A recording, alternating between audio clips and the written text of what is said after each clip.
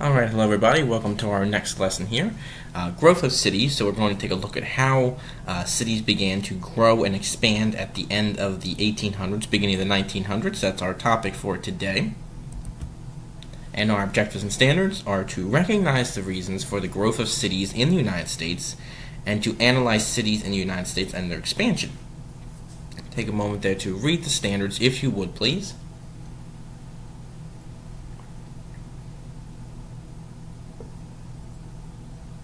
Okay. And our desired result, again, remember to include this in your chart. What were the reasons for cities expanding and growing in the late 1800s? Some vocabulary. We have urbanization. Urbanization is the growing of cities or the expanding of cities. And again, we're going to take a look at that today about how that happened. And the Americanization movement was an attempt to merge different cultures into the dominant U.S. culture through different programs or education or however it was, make immigrants more American. So rising cities. It was a struggle to make a living at the end of the 1800s and the beginning of the 1900s. For example, many natural disasters and economic troubles had hit farmers in North America and Europe hard, and the promise of industrial jobs or jobs in factories or elsewhere attracted many people to the cities in the United States at the end of the 1800s and the early 1900s. There were also advancements in technology that led to the rise of urban centers such as railroads, better communication systems, better roads, new factory tools and equipment. So all these different things are going to attract people to the cities. Now, urban populations are going to grow to 54 million between 1870 and 1920. But this growth in cities, or urbanization, like we said earlier, can also cause a growth of problems as well. And we're not going to talk so much about the growth of problems today in cities. We'll talk more about that later. But just keep in mind that obviously more people coming to the cities equals more pollution, the city being crowded, things like that.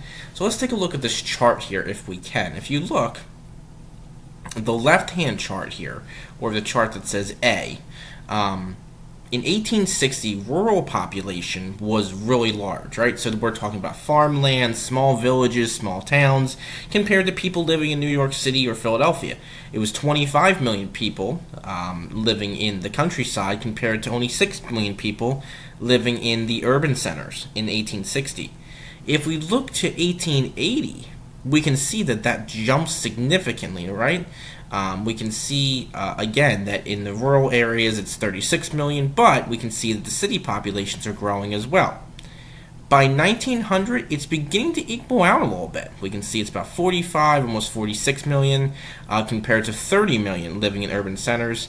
And then by 1920, at the end here, we have the cities are finally surpassing the countryside population. And that's due in part to immigration, but also to people moving to the cities. Let's take a look at some of the big cities here. New York City, we can see in 1860 was about 1 million, 1880 about almost close to 2 million, and then 1900, look how much it jumps, up to 3 million people. And for those of you who are interested in maybe Pennsylvania or Philadelphia, we can look at 1860. There was 565,000 in 1860 in the city, 847,000 in 1880, and then by 1900 it crosses the million mark, and we're at almost 2 million, or 1,300,000, I guess I should say. Same goes for New York too. We can say, we're pretty close to, like we said, 1880. So immigrants, like we were saying, most immigrants to the United States settled in cities in the late 1800s because it was cheap and convenient. They were able to find work, they were able to find housing, and things like that. Cities are also going to offer unskilled workers jobs in factories or mills. Many times, many immigrants didn't have some of the skills that maybe other Americans did. So working in a factory or working in those types of environments was what they knew, and what they had been doing in their other countries, in their home countries. So many of them are going to look for jobs in those areas. Now, the Americanization movement was designed to help immigrants assimilate or become part of the United States society. Now, it was designed by government and citizens that were concerned that maybe immigrants could cause some problems, maybe they would, struggle and, not really want to stay, or whatever the case may be. Some people worried that they would become a burden on society if they couldn't figure it out in America. Some people were afraid they would commit crime. So again, Americanization is trying to help those people adjust to it. And there will be programs in schools that will provide skills for citizenship. And some of these skills are going to include English, literacy, such as learning to read and write, cooking, social etiquette, history, and government as well. So there's a short little video clip here I'd like you to take a look at about Americanization. And after you watch the video clip, the PowerPoint will continue after that. Okay, so, communities. Despite efforts to assimilate immigrants into American society, many groups did not want to. So we begin to see many different ethnic areas and communities begin to emerge to support each other. For example, in this picture here we have, this is 1899, you probably heard of Chinatown before, and we have a Chinatown in Philadelphia. This is Chinatown in New York, New York City. This is on a Sunday at Pole Street, so you can kind of see kind of how busy it is and things like that. And maybe you can pick out or determine what's kind of going on in the picture there. But again, this is a picture of Chinatown in the late 1800s. And these communities are going to allow different ethnic groups to speak their own language, practice their own customs. However, these areas are soon going to become overcrowded as more immigrants are going to begin to arrive in these areas. And again, crowding will become a problem in cities, and we'll talk about that in a little bit. So moving. When farming technologies improved at the end of the 1800s, it meant less laborers or less people were needed to work on the farms. Obviously, you don't need 10 people to work your farm if you have a machine that can do the work of 8 people. You can, fire 8 of those people and only keep 2 of them. So many of these farm laborers or people who had been working on farms are going to move to the cities for jobs. And a big population will be African Americans from the South who are going to move to urban areas or cities in the North, such as Detroit and Chicago. So let's take a minute here to look at this chart. We can see here 1790, 1810. It jumps up about every 20 years or so.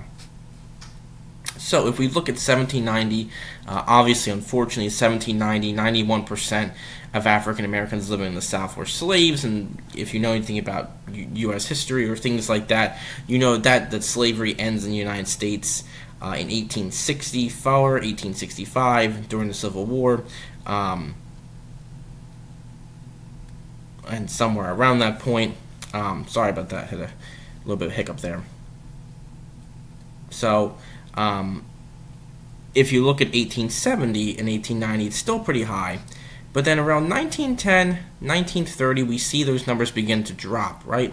And that's what I'm trying to point out to you. It's around 1890, 1910, when cities are beginning to boom, we see that population number drop to African Americans living in the South moving north. Now, you might be thinking, well, why were they trying to? Well, they were looking to escape from economic hardship, such as not being able to find work or jobs, political oppression, not being able to vote, and also racial violence. Unfortunately, for many African Americans, they would face the same conditions as they did in northern cities that they had been trying to move away from in the South, including tension over competition for jobs between whites and African Americans. Alright, so our closure, what were the reasons for cities expanding and growing in the late 1800s? Think about immigration, think about factories and work, maybe some other groups that may have been adding to the city populations, and that will help you answer your question. Alright, I hope you have a great rest of your day or night. Let me know of any questions or concerns. Be sure to include things in your chart, and I will talk to you guys soon.